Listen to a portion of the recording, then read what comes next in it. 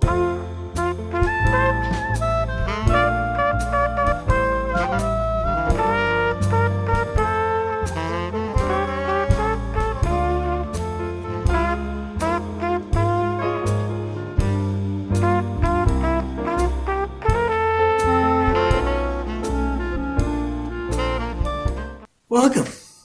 to the 34th in a series of shows focused on Brookline as an age-friendly city. In 2012, the town of Brookline was first designated an age-friendly city by the World Health Organization of the UN. It was the first one in New England. As a result of the commitment of residents, the attention of the select board, responsiveness of town departments, but most of all, the leadership of an organization called Brookline Community Aging Network and the volunteers that were part of that network. It's also called Brookline Can. Today, we will focus on Brookline Can and learn a bit more about that organization. It's exciting. I've been part of it and I enjoy it. It was founded in 2010 by Frank Carroll.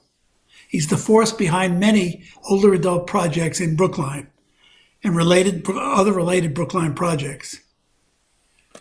COVID-19 has required Brookline Can to expand its presence and its goals. Our guests today are two people from Brookline Can, Judith Kidd and John C., and they are members. In addition, we'll have some cameo appearances by David Trevvett and B. Mikulecky, who's also members of Brookline Can, as am I. First, I'll introduce John C. I know him well. John is an IBMer. When he was working, he was an IBMer. He provided support for large customers of IBM and Lotus Development support, and Lotus Development. He currently volunteers at Brookline Can as the webmaster and the treasurer. Judith Kidd, or Jude as she's known by her peers, is chair of the membership committee of Brookline Can. She's been a resident of Brookline Can since 1981 and has been involved in numerous activities and projects in Brookline Can. She was chair of the board of Brookline Community Foundation and was a town meeting member. Welcome, John and Jude. I wanted to leave a lot of time, and I think we really want to get into Brookline Can. So first of all, what is Brookline Can? I talk about it all the time, and I think I have never once described what it is as an organization. Either of you want to pick up on that? Well, it's an all-volunteer organization that brings together numerous resources to help Brookline be an age-friendly community. And one of BCAN, Brookline Can, is part of that. But so is the Senior Center, the Age-Friendly Cities Committee, and the Council on Aging. All of those are town projects. So what would you really call Brookline Can? I mean, is it it's not a senior center, clearly. It's not a council on aging. It's not a club that I know of, although maybe it's like it. What really does it do? It has a number of committees that help it do what it needs to do. And we staff all of those committees with volunteers. So we have an education committee, which puts on programs of interest to seniors. We have the membership committee, which helps to recruit and retain members. We have a communications committee that does a great deal, including age-friendly TV. They put out a monthly newsletter. They put out news releases, and they generally make us well known. But the big part of their work is the monthly newsletter. I was just going to say, that's great, because to me, that's the biggest thing I look forward to and I certainly contribute to it, and so does a lot of other people in Brookline can. Yes. And also the website. I have to say, I've gone to the website for just research. I've gone just to learn about various organizations related to older adults, and amongst many other things on the website, including this TV show, by the way. Yeah. So Brookline Can has been active for how long? We said 2012, so I guess it's 9 years. Certainly, probably more. 2000? No, it's more than. John, what's the history?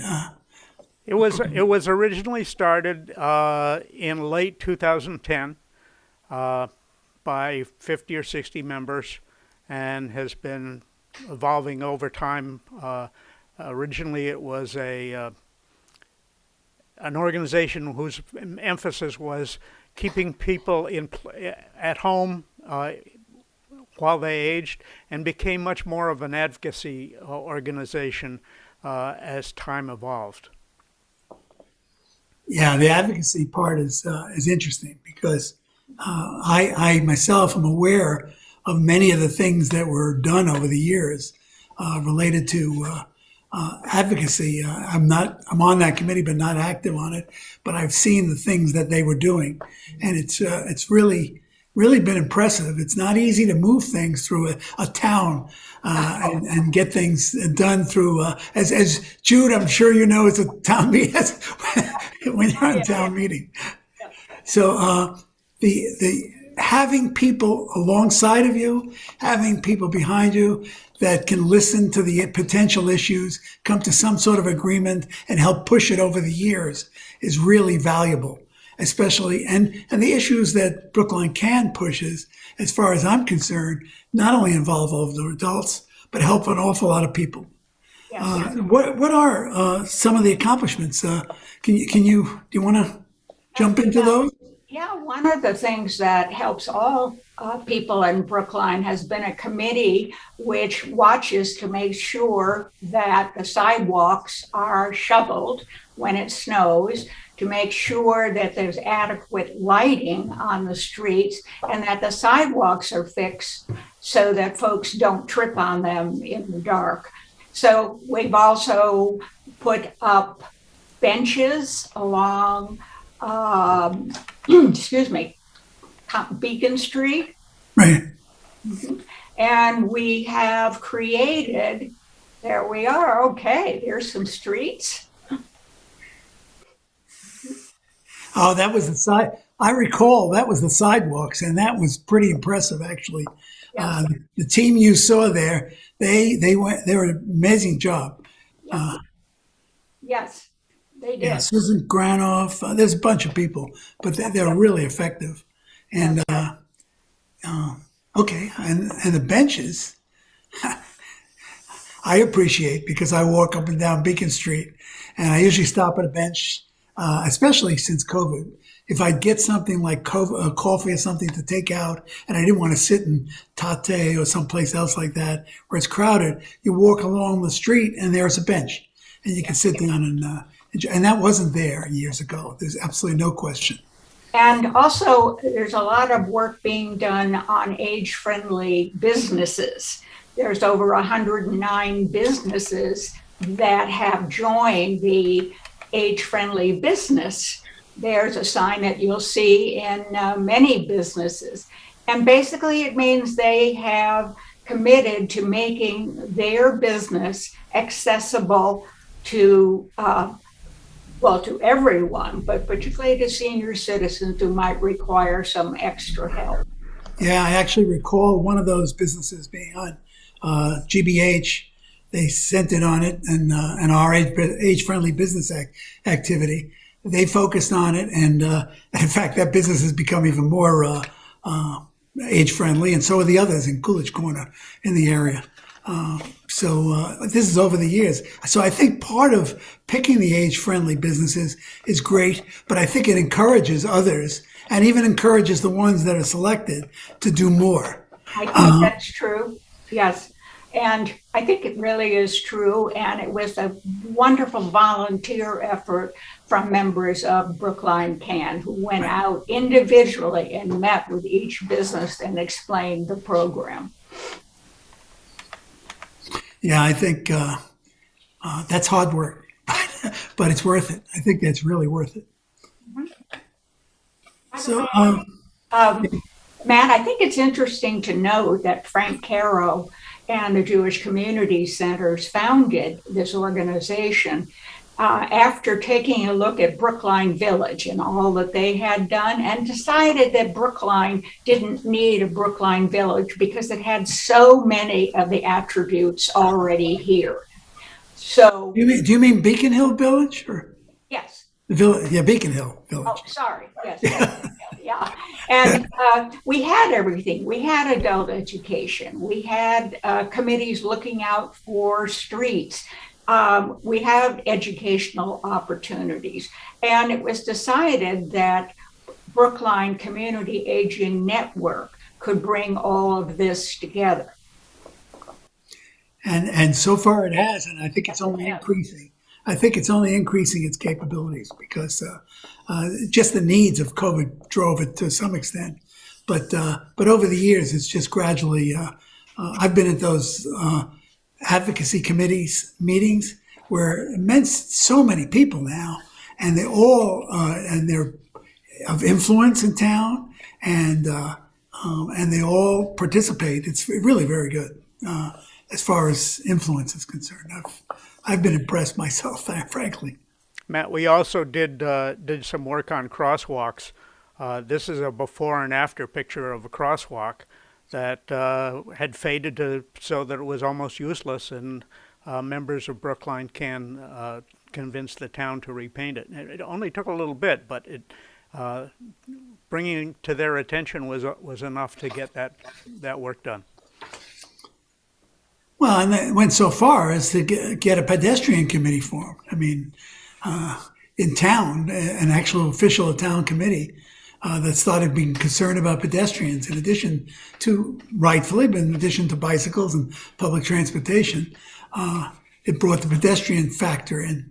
And I think everybody's better off for it. Yes. And we're going to be hearing from the chair of the pedestrian committee.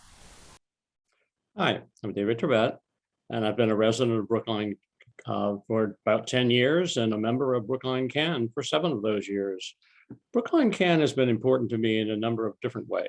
At first, it was an organization that my wife and I joined because it seemed to be doing good work in this town, and we wanted to support it. We found the organization's events very informative and helpful. Plus, it was a place where we could meet people. And that was really important to us because we were newcomers to town and we didn't know anybody before we moved to Brookline. Well, before long, we were asked to join one of the organization's committees, and that began many years of more active participation in the organization, helping to run Brookline Can, including helping to design meetings and events, programs, and making new members and visitors feel more welcome. In my mind, one of the most important things that Brookline Can does is serve as a community catalyst. Let me explain what I mean by that.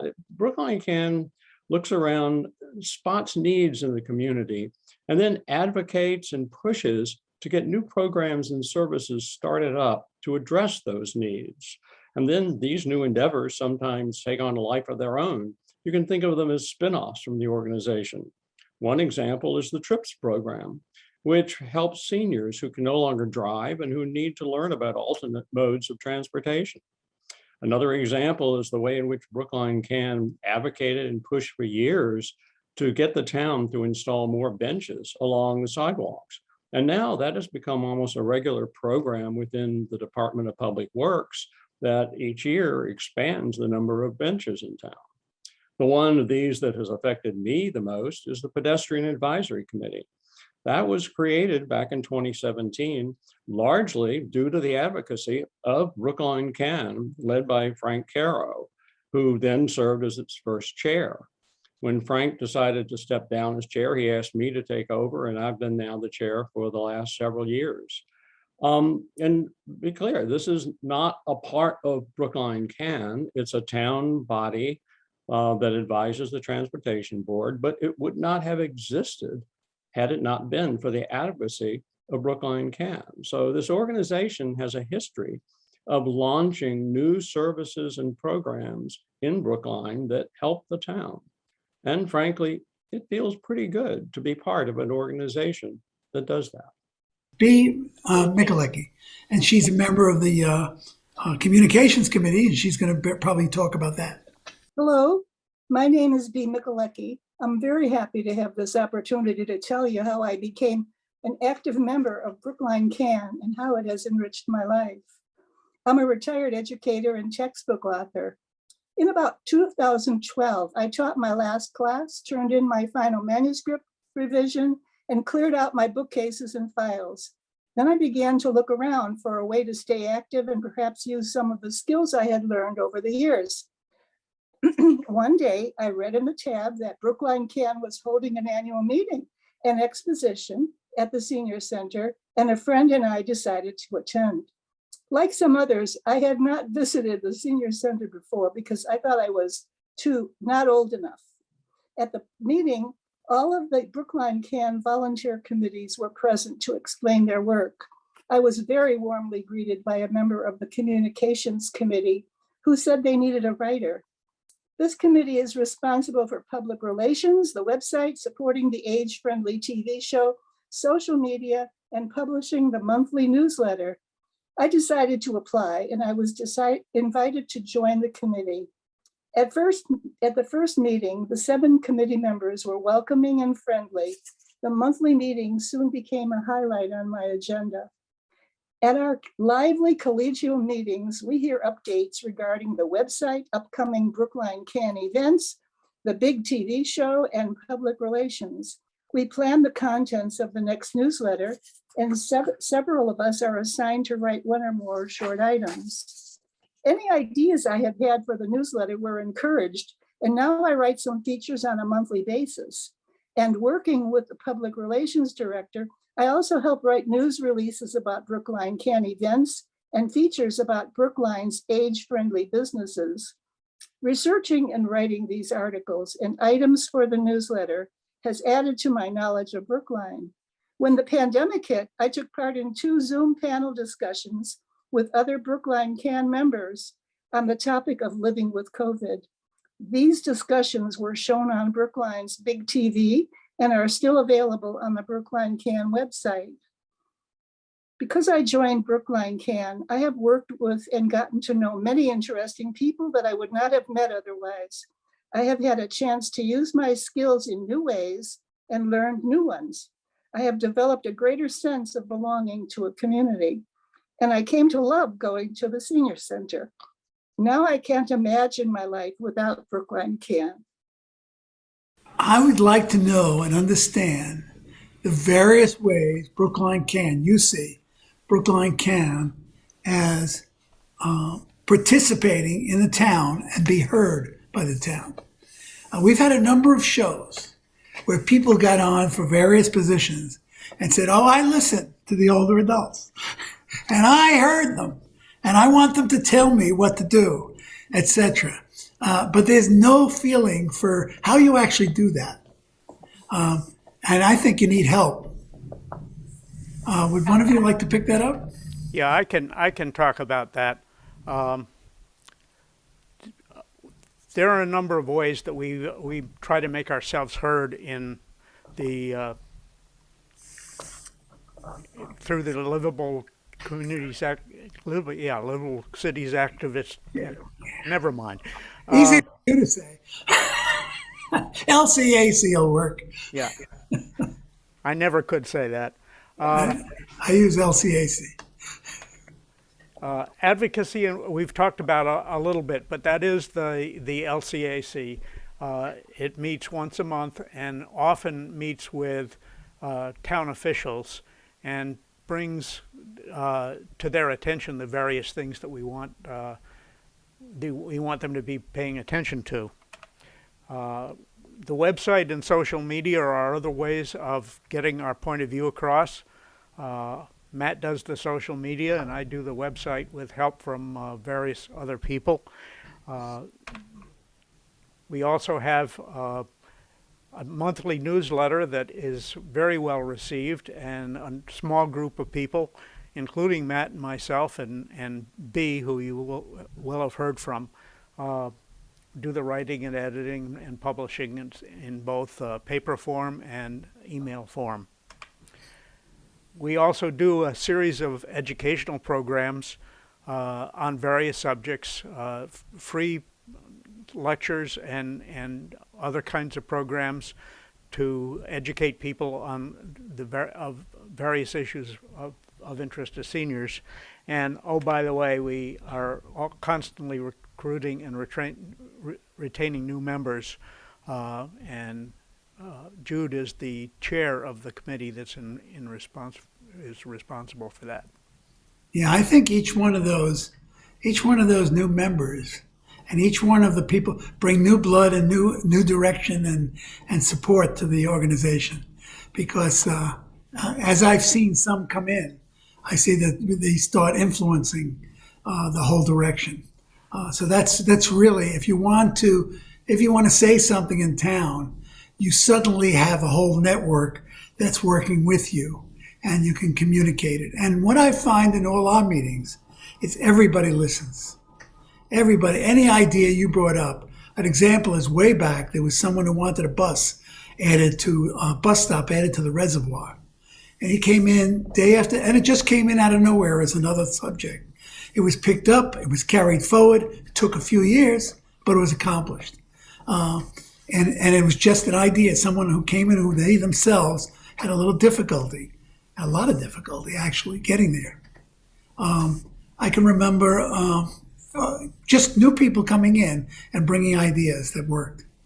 Well, the benches project that we've talked about before was pretty much the work of Frank Caro, and he did it by mentioning it at every available opportunity, softly, never making anybody mad, but he kept coming back to that subject, and eventually the town did it. It took several years, but it was a recurring theme, and I was at the meeting of the town's Age-Friendly Cities Committee, where the former Public Works Director said, send me a list and we'll put them in. And we got 10 additional benches, and later on they added some more.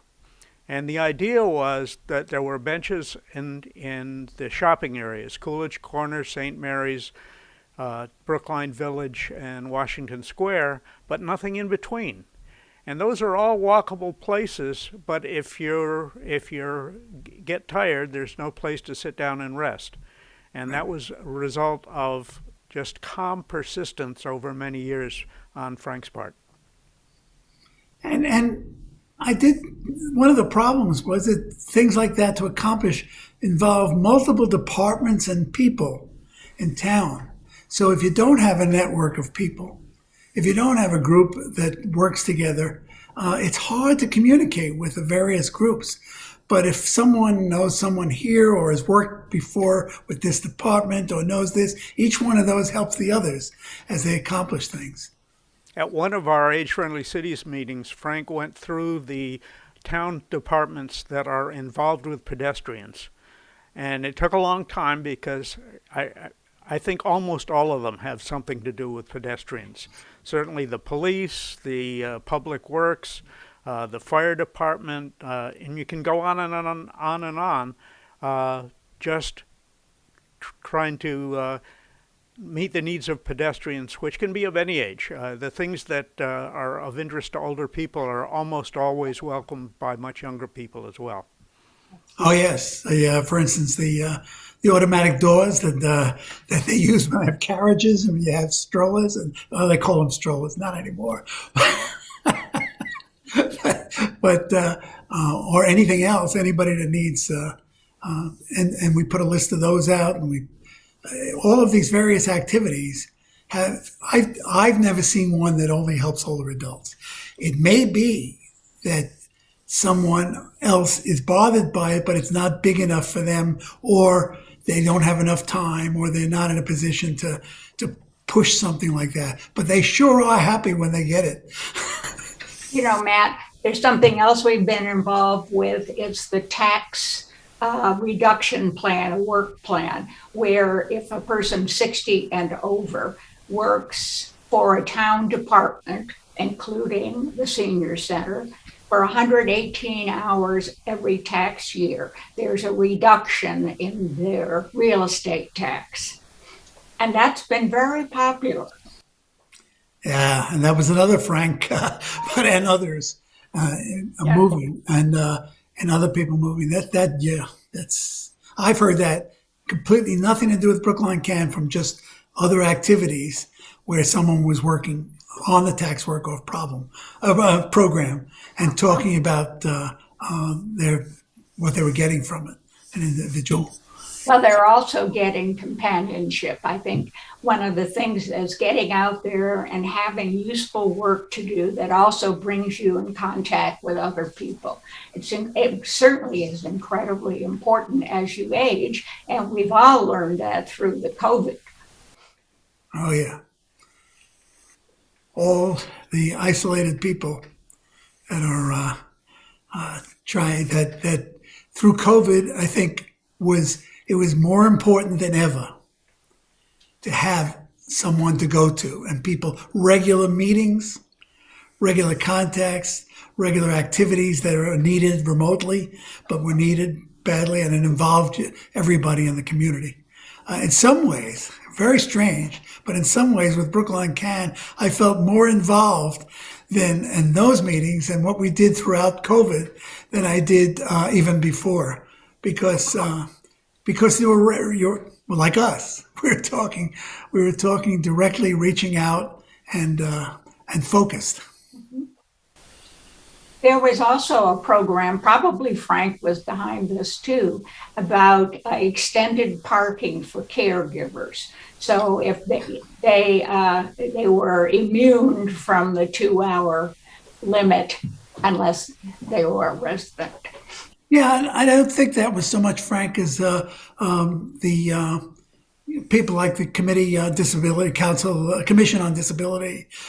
But yes, Frank and others, but Frank certainly then made the connections to all of these people and pulled them together. But the needs, and then follow up on each of these things was all people. He would turn around and just ask quietly, "Can someone do this?" And he used to tell me, "You only have to ask 5 people to get one thing done, so it's okay." When you have a network of people, you can do that. That's how I got involved. He bumped into me and said, "I understand you know a lot about nonprofit organizations," and that was it.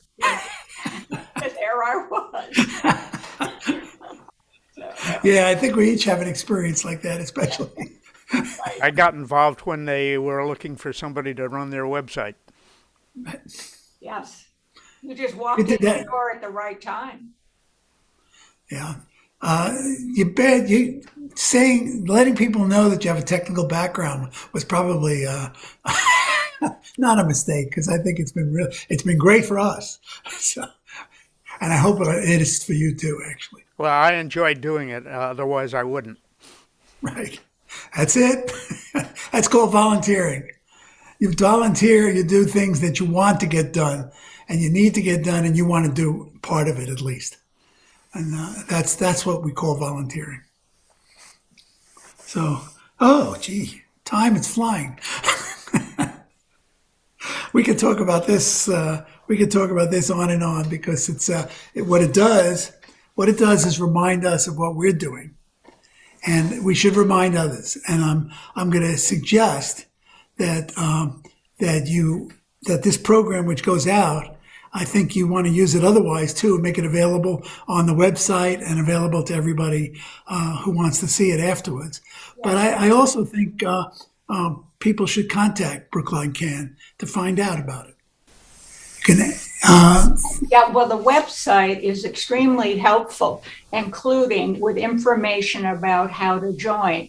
But I can personally tell you that joining is one of the best things that you can do. We do have a membership fee, but it can be waived. We want everybody to get involved that would like to be involved. And I think it will expand your horizons. probably have no idea of skills that you have that can be useful with Brookline Can. That's for sure. Right. Okay. Well, let me give you both of you an opportunity to just say something about what Brookline Can means to you, since I've been talking a lot too, and then we'll pull it to an end. So, John, do you think we can start with you? Do you want to? Yeah, say what it means? as you said in the introduction, I'm the webmaster, and it gives me an opportunity to keep my skills current and learn new skills and be of service to the community, as well as meeting a bunch of people. The three of us and a number of others never would have met had it not been for Brookline Can. So I'm enjoying it, and I think it's an opportunity that anybody could take advantage of. Yeah, I agree. Ditto. Jude? Well, when I joined, I was still working full time, and I was very surprised to find how much it expanded my own network. So, I had my work group, but once I retired, I was deeply grateful for having a larger group through Brookline Can. It feels good to be doing something for the town. So that's Zoom, right? That was my phone in the background. Oh, the message is coming. And it's my arms are too short. So I'm going to talk over it. That's another networker. I'd just like to add that I know we've said this a number of times, but Frank Harrow, when he started this, the thing he kept looking for was other people to pick it up, even while he was here.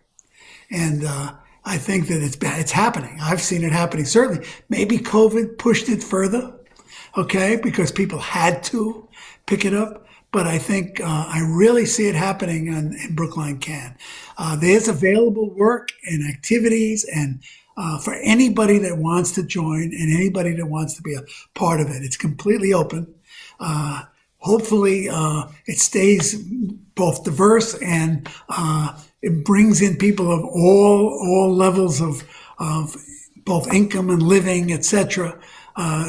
Brookline Can is affordable, without any doubt. And it's also very comforting to people like me who have other people that they can work with.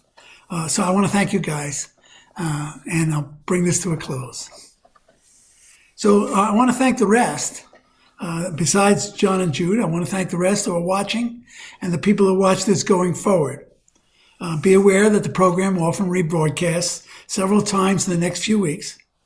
And all of them are available, as we said, on the website. You'll see it in passing on social media, on the Brookline Can and the website, the Facebook accounts. And I just want to wish everybody health, safety, take care.